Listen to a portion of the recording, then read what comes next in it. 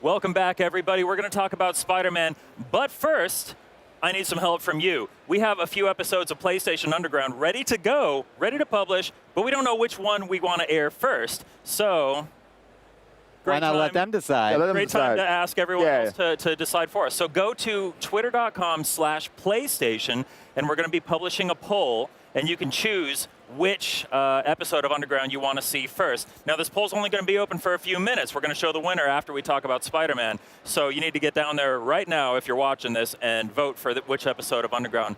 We're going to push those polls live. I'm going to do it telepathically. With mind control powers, way. And with a little help from our publishing pals. Thanks, Becca. Okay. So right now, we should be sending that tweet out. So go vote on which Underground episode you want to see, and we'll toss to that at the end of this segment.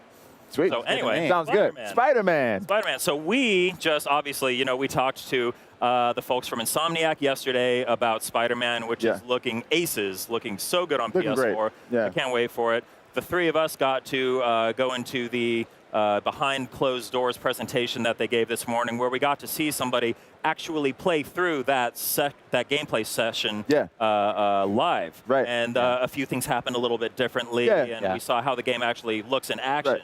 What do you think, Malik? I mean, I think a lot of people who saw the trailer at the E3 press conference were assuming that all that stuff was scripted and it was a little bit on rails. But we learned from our behind closed door look at it that that's not the case, that you can truly fail at all those things. As a matter of fact, there was a couple of like little sequences that look like set pieces, I guess because they just look so good, but he actually didn't do them right. He actually like flew into the sign, had to go around and all that.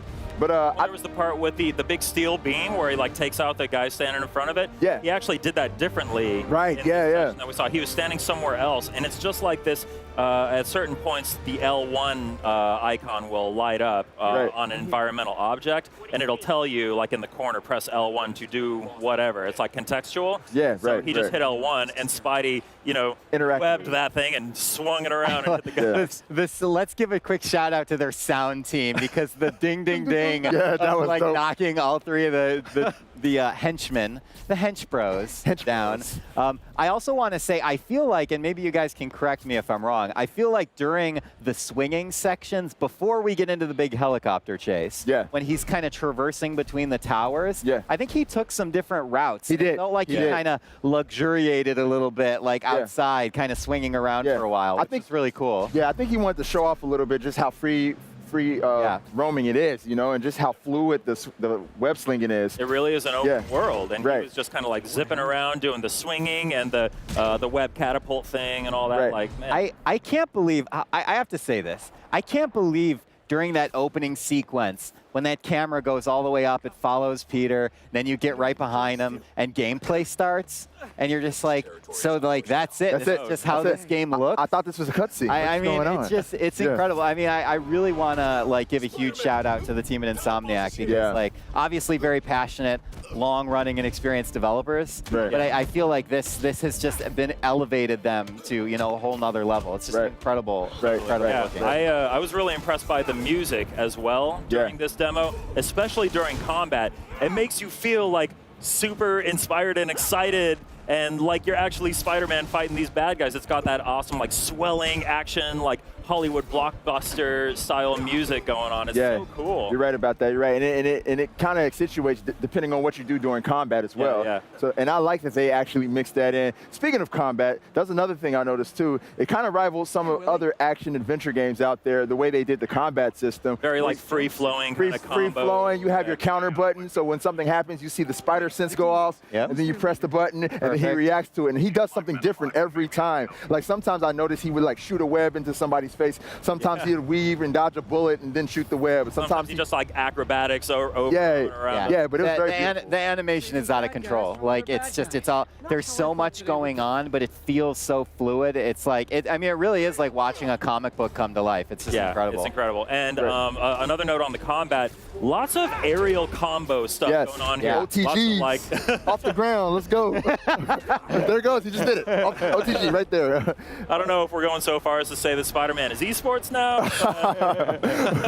It looks great. It looks absolutely just bonkers. He looked like the Spider-Man from Marvel vs. Capcom. Like, that's how he looked. And I was just like, yes. It was amazing. Yeah, look at this combat we're seeing here. And obviously, this is the heavy that he finds. And I love how he remarks on the technology, the shield that this guy has. And he says, whoa, that's actually pretty cool, instead of like being off guard by it.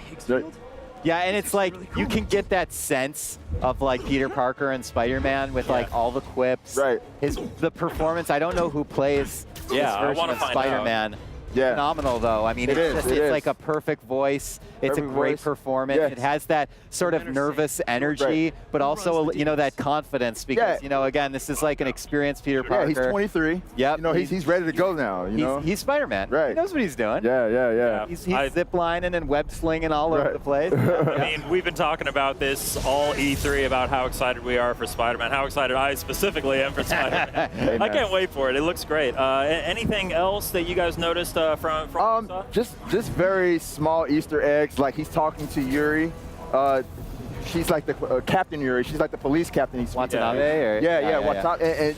And in the comic book, she eventually becomes Wraith. And so that kind of led me to think like, oh, is there a possible like maybe cooperative element that they might add? Who knows what that could lead to, or maybe from Malik is speculating. I'm speculating right now. You'll have to go over to the Insomniac guys and like poke them and start asking questions. Yeah. But that was pretty cool, and it's always good seeing the bad guys like Fisk and Mr. Negative. Yeah, so I didn't actually know this character, and you were like, oh yeah, this is a character. Yeah. Mr. Negative actually has an alter ego, which is Martin Lee. Martin Lee's a good guy, and he's a philanthropist, and everybody loves him. And that's kind of like the conflict with this whole gameplay that we saw. You can hear Peter Parker saying like, this is not you. I don't want to do this to you. And that's really cool that they're adding this in, because I think a lot of people are going to be conflicted after playing this. Yeah, I didn't know who Mr. Negative was until this reveal happened, but now I want to learn more. Malik guided me. He was like, let me lay down all the lore of this character right now. I've been hanging around some comic book nerds for the last several years. Yeah, and it sounds like Insomniac. It sounds like they know what they're doing too, so I'm sure we'll see a ton of like crazy stuff when the game comes out. But then last thing for me before we wrap up, okay?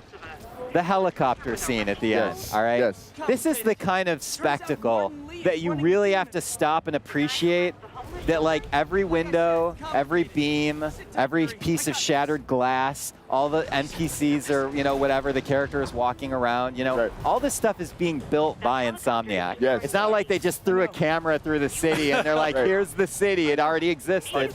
I mean, let's go download like a model of New York and build the game. I mean, it's really incredible, and I just want to give them, the credit where it's due, because it's unbelievable. I mean, these scenes that we're seeing here are just the amount of detail that's going on, the fluidity of the animation, and just the pure spectacle of it. Yeah. There's nothing like it.